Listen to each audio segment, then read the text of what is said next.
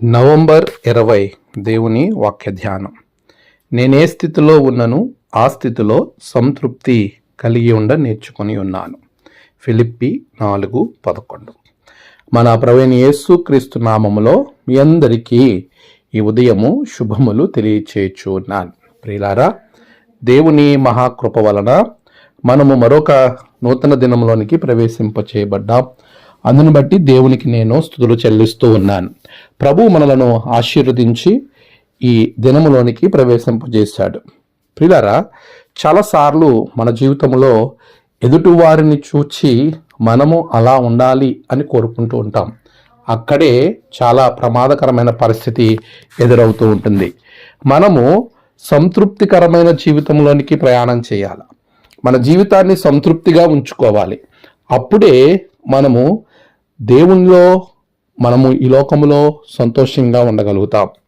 ఎప్పుడైతే సంతృప్తి లేనటువంటి జీవితాన్ని జీవించడానికి మనము పూనుకుంటామో అప్పుడు మన జీవితంలో ఎన్నో సమస్యల గుండా ప్రయాణిస్తాం.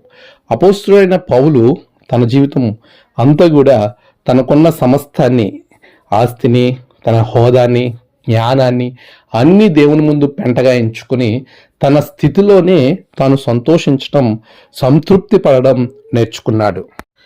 ఈరోజు మనమందరం కూడా మనకున్నటువంటి పరిస్థితుల గుండా మనం ప్రయాణం చేయగలిగినప్పుడు, మనకున్న దానిలోనే మనం సంతృప్తి కలిగి ఉండగలిగితే ప్రభు అంటున్నాడు, నీ జీవితము ఆనందమయంగా ఉంటుంది. పౌలు అదే చెప్తూ ఉన్నాడు, నేనున్న స్థితిలోనే నేను సంతృప్తిగా ఉంటాను. నిజమే ప్రియులారా, మానవులు అనేక పాపముల గుండా ప్రయాణం చేయడానికి, వారి జీవితం అసమాధానంగా సంతోషకరంగా లేకపోవడానికి గల కారణం వారు ఉన్న దానిలో తృప్తిగా ఉండలేకపోవడమే. ఉన్న దానిని బట్టి వారు సంతోషించకుండా లేని దానిని, లేదా ఇతరులకు ఉన్న దానిని కావాలని అత్యాశగా వెళ్ళటం వలన వారి జీవితము అంతా కూడా పాపములతో నింపబడి ఉంటుంది. ఈరోజు దేవుని వాక్యం మనలను ధైర్యపరుస్తుంది, బలపరుస్తుంది, నడిపిస్తుంది. ప్రభు నీకు ఇచ్చిన స్థితిని బట్టి, ఆ ఆర్థిక పరిస్థితులను బట్టి, నీకున్న చుట్టూ ఉన్నటువంటి నీ కుటుంబానికి దేవుడిచ్చినటువంటి స్థాయిని బట్టి నువ్వు ఉండగలిగితే నువ్వు చాలా సంతోషంగా ఉండగలుగుతావు. ఆధ్యాత్మికమైనటువంటి జీవితంలో మనము ఎదగగలుగుతాం. ప్రియులారా, అలాంటి స్థితిలోనికి ప్రభు మనలను ఆశీర్వదిస్తూ రాబోయే దినాలలో దేవునిలో నిన్ను నీవు స్థిరపరచుకుని ప్రభు ఇచ్చిన స్థితిని అంగీకరించగలిగిన వారి జీవితాలు ఎప్పుడూ ఆశీర్వదింపబడతాయి.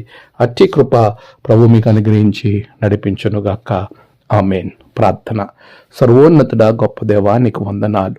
గడిచిన కాలం మీరు తోడుగా ఉన్నారు. ఉన్న జీవితాన్ని బట్టి సంతృప్తి పడేటువంటి గొప్ప ఆధ్యాత్మిక జీవితం బిడ్డలకు దయచేయండి. నేడు వారి యొక్క ప్రయాణాలు, పనులు, తలపెట్టిన కార్యాలలో గొప్ప జయము బిడ్డలకు దయచేయండి. నేడు జన్మదినము, వివాహదినము, ఆయా విశేష దినములు జరుపుకున్న బిడ్డలను బహుగా దీవించండి. తమ ప్రియులను కోల్పోయి ఆదరణ కొరకు ఎదురు చూస్తున్న బిడ్డలకు ఆదరణ, నెమ్మది అనుగ్రహించండి. దినదీవునితో నింపి మీరే మహిమ పొందమని క్రీస్తు పేరట అడిగి వేడుకొంచున్నాం తండ్రి. ఆమేన్. తండ్రి, కుమార, పరిశుద్ధాత్మ త్రియేక దేవుని దీవెన మీకు తోడుగా ఉండి నడిపించునుగాక. ఆమేన్.